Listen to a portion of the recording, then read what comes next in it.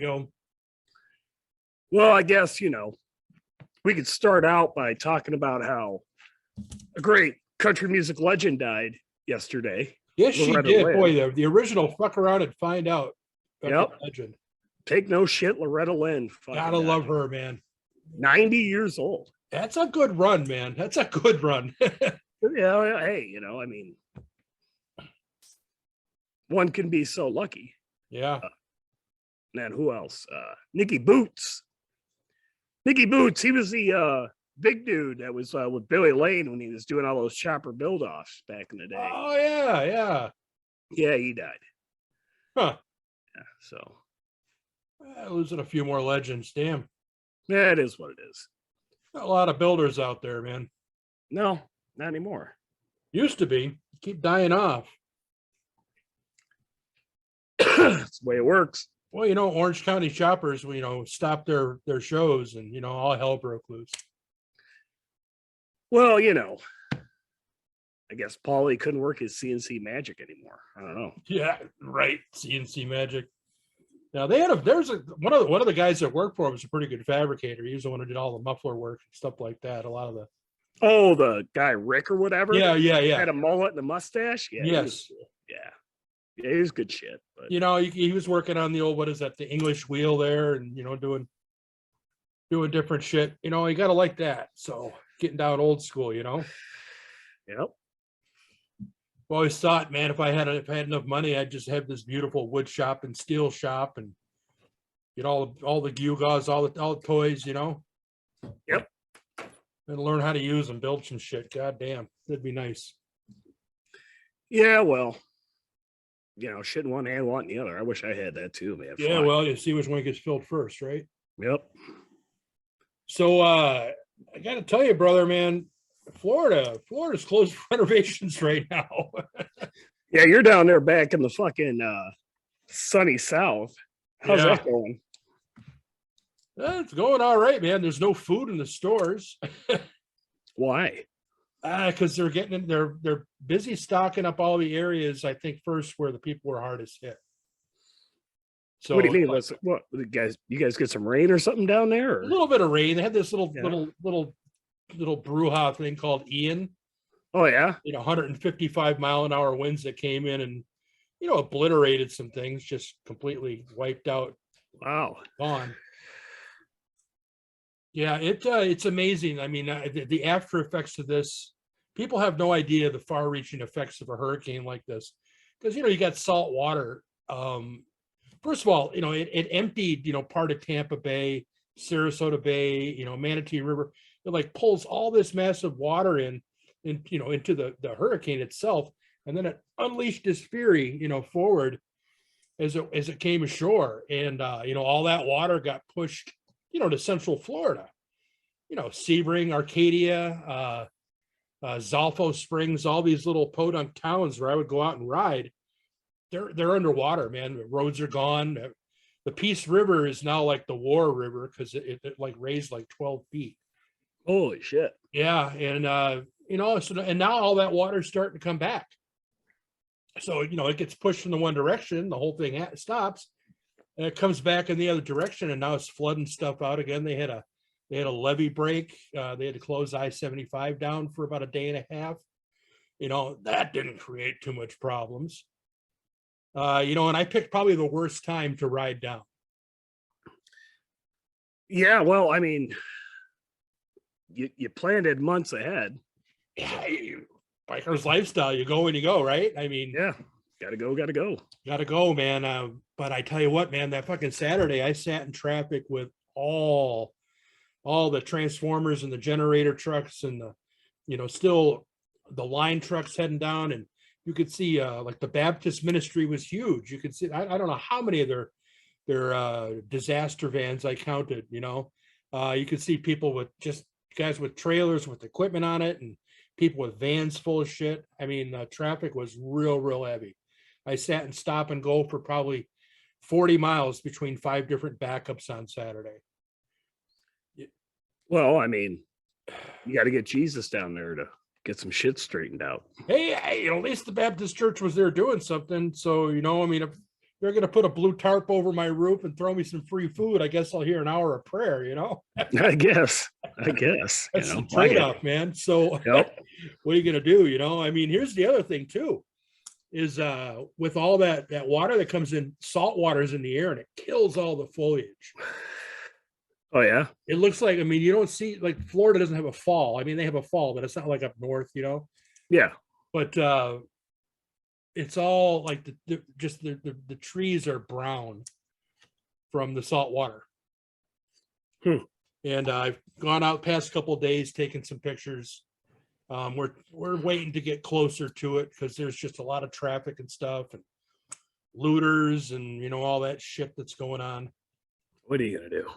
Well, I'm not going to loot. I've seen too many videos of guys at gunpoint. So, you know, but I mean, everywhere, every street's got huge brush piles. You know, I went by a house yesterday and they got this huge oak tree, like right across their driveway. They couldn't get in and out to save their lives. And of course they were smart enough to build an iron and concrete fence around compound around their whole place. So, you know, probably seemed like a great idea at the time, but you know, since you got a 100-year oak tree across your driveway and you can't get out, it's probably not so good. Oh, it's nothing a chainsaw can't fix. It'd be a pretty big ass chainsaw, man. Yeah, you know, you eat an elephant, right? Yeah. One bite at a time. One bite at a time. Yeah, so it was an interesting ride. Like Saturday, like I said, sucked traffic wise. That stop and go, feet up, feet down, feet up, feet down. You know, clutch hand freaking out because got to hold that clutch in. Yeah. But yeah, I got in. Atlanta sucks. It's terrible. Yeah. If there was a way around that city, I would find it. But there really isn't a way around it. You've been through it, you know how it is. And Atlanta's fucked up, man. Yeah, it's awful. What I've realized is that the further south you get, the more fucked up the roadway system is. Like, none of it makes any goddamn sense how they do it. It really doesn't. Yeah. Like, they got lanes that just up and disappear. Yeah. For no goddamn reason. Like, we're going to go from 3 to 2, and we're going to give you a quarter mile of notice about this. So, good luck. Yeah. Like, wow. Thanks. Yeah. It's like the sign's like, there was your exit. Not your exit's coming up, but there it went. Yeah. And I mean, like West Virginia, there is not a quarter mile of road that isn't curvy or going up or down a hill or a mountain. Yeah. Not one goddamn road. And it's hilarious because you'll be just trucking right along and you go up on a semi that's trying to get up this hill and it will literally grenade in front of you. And you're like, whoa, shit, now what do I do? Yeah. This fucking 18-wheeler just went from fucking 45 to 0. Yeah. Oh, now I got to get over and everybody else is flying by. And it's like, fuck. But, yeah. What are you going to do? That's what did I do? I got up real early on Sunday morning and got my ass on the road to get down before the traffic started. Yeah. And froze my balls off for 3 hours.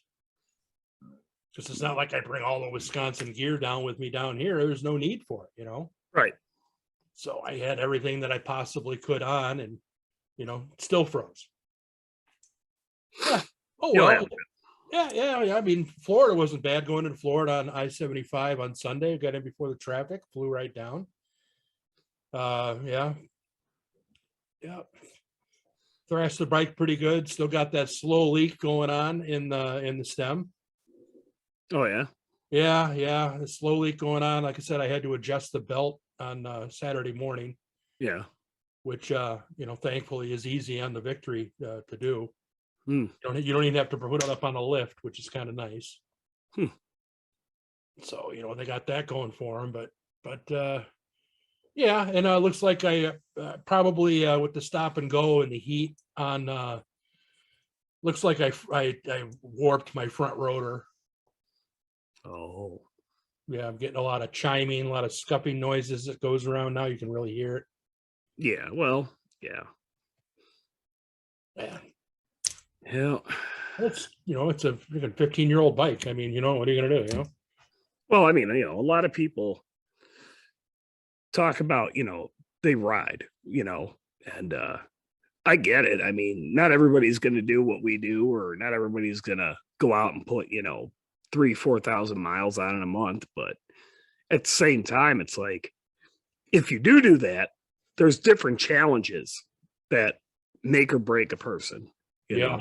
I mean, how many times have you heard a guy talk about how, well, I got to change my oil and I've got to do this and I've got to do that. It's like, dude, that's normal shit, dude. Yeah. I mean, bitch about it, These fucking guys, I got to take it into the dealer and get my whatever mileage fucking maintenance done. It's like, okay, cool. Yeah. Cool story, bro. Yeah, great. Good for you, man. It's like I push everything I own to the goddamn absolute limit, and I don't brag about it, but it's like that's what I'm dealing with, and I'm usually the guy right next to you running doing the same thing. So I mean, yeah. And it's like, it's like everybody wants to talk about reliability. Harleys are notorious for being maintenance whores or breaking down or whatever. And not really. It's just that the guys that ride them ride the fucking piss out of them. Yeah. I mean, fucking Gold Wings ain't any fucking better. Well, I mean, a little bit. But I mean, Gold Wings break. Fuck, go watch Shady Tree Surgeon's fucking shit. His fucking shit's always breaking the fuck down. Why? Because he's riding the piss out of it. Shit wears out, Well, at least on a Harley, you can get to it, right away. A Goldwing, you got 4 hours of taking plastic off. Well, let's be honest. The Japanese motorcycle is a throwaway bike. I don't care what model. Insert whatever model here. It's a throwaway bike because that's how that culture works. Yeah. If you look at, okay, so I'm sure a lot of people that are listening to the sound of my voice, all 10 of you don't know about the Japanese car scene. The Japanese car scene is booming because over there, after like 5 years, they start taxing the fuck out of them because they're like, oh, these things are fucking polluting. They're fucking breaking down. They're pieces of shit. Go get a new car. So what they do is they take these cars, there's nothing wrong with them, and they ship them over here, the parts, whatever. And they make a shit ton of money because they're still good. And the fucking people that are into Japanese cars in, say, America or Europe or whatever, they buy all these parts. And then that funnels back over to fucking Japan and they buy new fucking cars. Because in Japan, they're like, well, just buy a new car, buy a new motorcycle. You don't fix them. You just buy a new one. Why would you? It's a disposable society. Yeah, it's disposable. So how many times have you heard of a guy fucking rebuilding a fucking Kawasaki or rebuilding a fucking Suzuki? You don't, because they're not made to do it. Yeah. They're just not. I mean, over here in America, yeah, we try to fix them up and shit, but good luck trying to get some parts because they don't exist. Well, and you need a lot of specialty tools for some of those too. I mean, oh yeah, because they're not made specifically for that model, Yeah, they're made to be put together, ridden, fail, thrown away. That's it. As for Harleys, I mean, fuck. How many people have Harleys from the 60s and 70s and 50s or whatever? Yeah. And they're heirloom bikes, they're handed down. Fuck. I mean, if I wanted to find fucking valve train for a, 54 fucking panhead, that's 2 clicks away on Google, Well, shit, they go up to Bargain Barn in Edgerton. He's got a whole basement full of exactly. I mean, you can sift through. My God. Yeah. So, I mean, are Jap bikes cool? Sure. Are fucking European bikes cool? Sure. But, there's something to be said about like a Harley Davidson, the simplicity of it, the durability of it, Yeah. Oh, it leaked oil. So the fuck what? Put more oil in it. Good to go. My jet bike. Yeah, it blew the fuck up. Why? Well, because it gave up the ghost. Because the guts weren't made to fucking last forever. Yeah, I mean, plus a lot of those jet bikes, I mean, the tolerances, you know, I mean, in some of those motors, like it's just slim to none, you know? So back in the day, when I was into sport bikes, everybody wanted a 900 or a Honda 900 double R, you know, crotch rocket, whatever. Yeah. Everybody. And, you know, stunting was becoming quite a thing. And one of the number one bikes to stunt on was a 900 double R because they had a fuck ton of power, right? Yep. You know, good luck trying to find a 900 double R that isn't the biggest pile of shit you've ever fucking seen. They don't last. And there's no fixing them because good luck trying to get fucking engine parts for them or trying to put that fucking thing back together after it fucking eats itself because, yeah, they eat themselves. Or, the Yamaha R models, the R6, the R1, they've good luck. You know, transmissions are garbage. You know, they break. Yeah, the Yamaha Venture with that, you know, the computer that broke and then there's no replacement for it and no way to fix the computer. Yep. So, I mean, that's the difference between America and fucking everybody else is that we make our shit so it can be rebuildable. We can fix it, you know, like BMW. BMW, they make a car that has a liquid cooled alternator. There's no need for that, but they make it. So when that alternator goes out, and it will, it's like $800 for an alternator. For an alternator. Yeah. That's why, you know, you always see these fucking BMWs, you know, they're like 5, 6, 7 years old and they're like a third the price they were brand new. Yeah, because of maintenance, trying to keep that thing on the road is going to kill you. We were talking about earlier this week, you know, that buddy of mine, in fact, I was just on the phone with him there who bought a Porsche. Yeah. You know, saved up his money for years, but buys this, you know, used, you know, 2007 Targa. And, you know, and then finds out how much his first oil change costs, you know, $500 for an oil change. You know, because they got to literally drop the motor down and slide it back like 4 inches just to get to the crap to be able to get to where you can change the oil. Yeah. They're not made to be worked on. They're not made for, you know, whatever. Yeah. They're a status symbol. Yeah. Yeah. If you can afford one, then you don't have to worry about who's going to fix it. Exactly. Yeah. You know.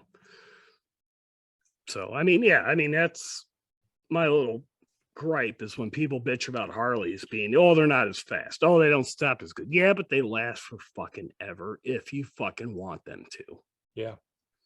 You know, you're not fucking rebuilding your fucking VMAX. You're not. When it's done, it's done. Now, granted, you're going to get probably, if you treat it right and do, you know, the scheduled maintenance, like, you know, fluid levels. Yeah. You know, you'll get, you know, a decent life out of it. You said when they give up the ghost, their history. Well, yeah. I mean, we had a Club Brother Pops over 250,000 miles on a bike. Oh, yeah. Bitty boop. Yeah. It had one upper end rebuild. Yeah, that was it. Yeah. That's it. Kept going. So, I mean, you know, show me a jet bike with that many miles on it. Yeah. Well, probably because there's a cottage industry forum, because I would say a CB750, but that's just because they're a sought after bike, and there's a whole cottage industry that's grown up around them, so they have parts and stuff available for them. Well, yeah, they got the CB750, the KZ1000. Yeah, the KZ or the KZ900. Yeah, the Busa fucking motors, you can rebuild those and shit. But I mean, but they're far and few between. Yeah, and good luck trying to. There's like 6 people that make parts, maybe, if they have them in stock. Oh yeah, I mean, and you look at you know, just an offshoot now. You look at like electric cars. Yeah, I was looking at France. You know, they watched this picture, and it was just this whole huge field. And it was just a sea of all the same electric cars. And why? Because they found out it was easier to just buy a new one than it was to be able to replace the batteries in. So well, not only that, but when those batteries take a shit, it's not like you can just throw them away. no, Basically a fucking toxic waste dump. You Yeah. gotta fucking figure out how to do. So, yeah, I mean, as human beings, I don't even want to say Americans, but human beings, we're trying to solve a problem that may or may not exist by trying to reinvent the wheel, and we're not giving any thought in what happens after it. well, and you're dealing largely with government that creates the problem in order for them to have something to solve. Well, yeah. And when I say government, I use that loosely because you're talking corporations, I mean. Right. Well, it's like the hurricane, right? Oh, it's global warming. It's global warming. That's what caused that hurricane to happen. Really? Okay, cool. So you mean to tell me that in history of the world, there wasn't bad weather until we started running around in muscle cars in the 70s? I mean, what the fuck are you talking about? Yeah. Everybody talks about climate change. You know how many times the fucking Earth has gone through a cycle where it's, iced over or something? Yeah. Like I said, we are insignificant bugs on the back of the flea on the back of a dog. Exactly. I mean, all that happened here in Florida is Mother Nature went, hey, man, there's a lot of brush. There's a lot of stuff that needs to get taken out of this area. And it just basically shook itself off, shook some fleas off. And fuck, everybody got all got caught up in it. I mean, let's face it, don't build on the coast, people.